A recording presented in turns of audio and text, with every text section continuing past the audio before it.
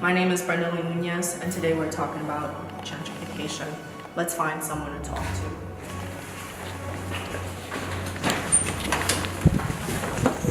Excuse me. Hi. How are you? Can I ask you a few questions? Sure. Just one question. What is gentrification? What?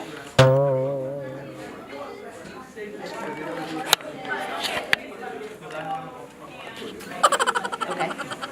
My name is Brenda Lee, and I'm from Bed-Stuy. My name is Christian Herrera from Sunset Park. My name is Mike, I'm from East Flatbush. I'm James, I'm from Brooklyn, but I live in Staten Island. Gentrification affects people of color. Usually it's when affluent people come into low-income neighborhoods and buy up the property. Black people are usually pushed out because they can't pay for this property. Their homes are auctioned off, and they're usually given a few days to move out of the property. This causes a lot of people to be homeless. Gentrification is more than real estate.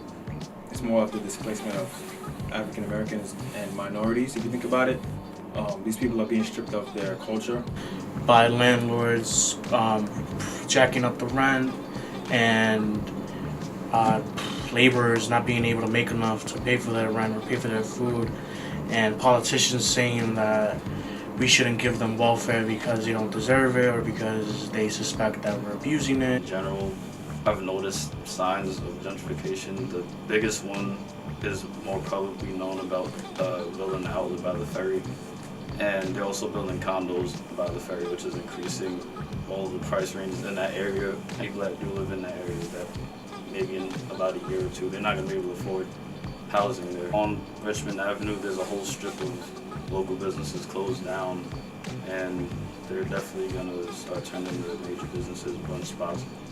There was more construction, more condos being built, especially across the street from the projects. Like nowadays, East Flatbush, like there's more and more like Caucasian people like moving in slowly into the neighborhood. They knocked down a library on one of our streets, and they said they were going to make a new library, but all they did was create a new condo. And a lot of people are angry that they decided to cut down a library for kids to learn and to go somewhere after school. Even I went there when I was a kid, and now they cut it down to make a condo. A lot of brunch spots have been opening up. A lot of mom and pop's restaurants have been closing down. I think once that starts to happen, I think we're going to be affected more as a community.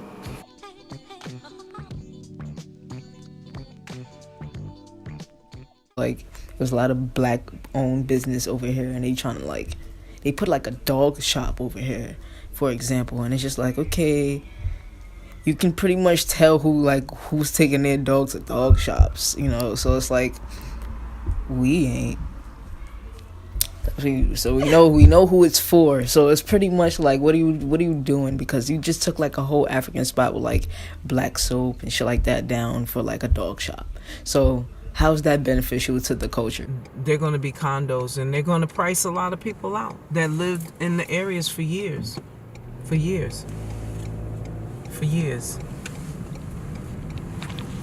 And that's what the sad thing. If you go to Stapleton, like by Tappan Park, you start to see the change. You look at the landscape of Brooklyn, and you see the major change, like the Williamsburg Bank building used to be the tallest building in Brooklyn. Now there's nothing but skyscrapers. The monstrosity of the heights of the buildings.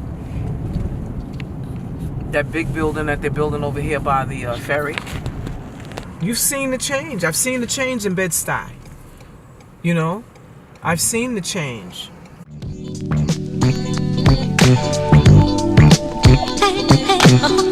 Aside from our own experiences with gentrification, we wanted to know how others felt about it.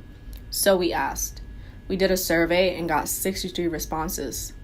49% came from African American or Black, 19% were Afro-Latinx, 8% Asian, 13% Latinx or Hispanic, 3% Middle Eastern, 2% non-Hispanic white, and 6% identified as other.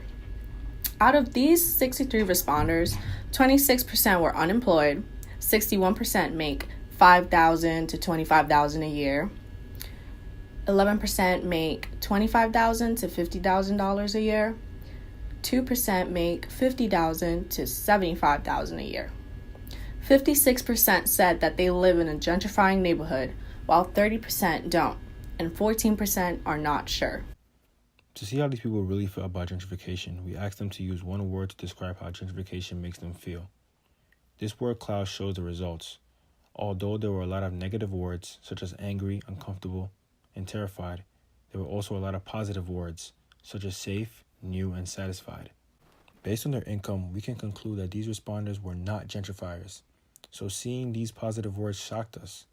Why does gentrification make some people feel safe and others angry? Trying to make sense of our data was extremely difficult, and honestly, we didn't find substantial information other than the feelings of others and a glimpse of who they were. We started this project with a strong sense of identity and a common struggle amongst us. As young students of color, we know that our communities are being negatively impacted by gentrification, and we know that these negative impacts are being ignored and covered up as something good. We are not trying to attack the rich white people who move into these gentrifying neighborhoods. We know that there are also minority gentrifiers. We also aren't trying to tell you not to be a real estate agent. Actually, go be the best that you can. We are just using our voices to be heard, to educate, to empower. Gentrification is exploitation of the land, property, and people who have grown there. It's neo-colonialism. It's a destructive force that we can fight together. What we have experienced with gentrification is only a small piece of it. Gentrification is more than us. It's systematic, a way of weeding out the lower class and benefiting the upper class. To fight gentrification, we, and by we, I mean every single person alive and well, we need to acknowledge the privileges that we have. If you move into a new neighborhood, respect its history. Don't feed into capitalism and support local shops. Support community-based projects. Speak up for your neighbors. Fight for equality. Use your privilege to uplift those who don't have it. Use your voice. Educate. Be mindful. Spread love and positivity. We hope you've learned something today. We hope that you understand. We hope that you fight with us. Hey, hey, hey,